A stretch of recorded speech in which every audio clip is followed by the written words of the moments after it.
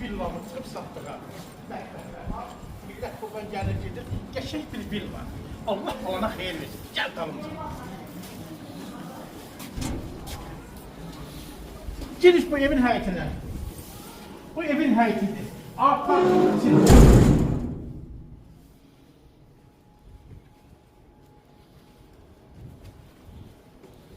bu bunun həyəti, görürsünüz. Böyle fırlamak da olur, danışmak da olur, gülmek de olur, özü de kutsalı. Aha parkın içinde özü de kutsalı. Söze bakayım. Bu da bunun yeri. Bağ dəkmək olar.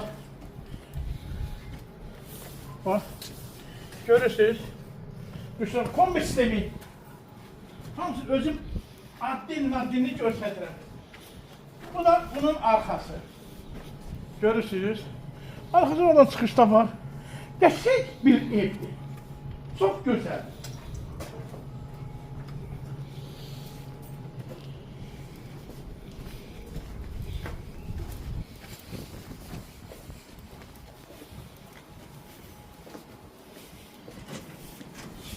Girdik evin içine.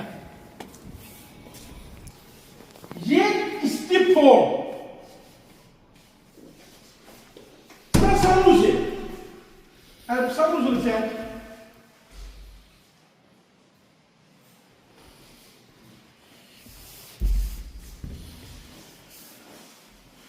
Bırak kokuna. Her tarafı açık.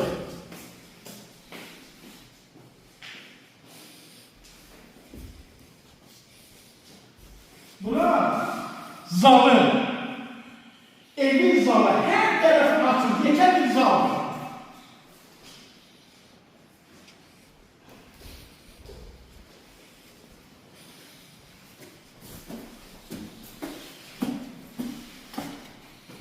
Kalkıp lekerle yukarıya.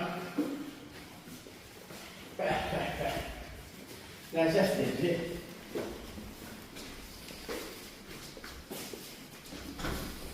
Oy bir açayım. Bakın balkonuna. Bakın.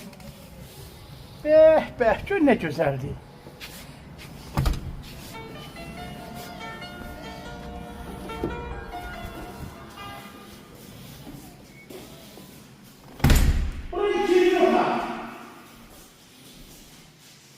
Ev her taraf boşaltmıştı ha.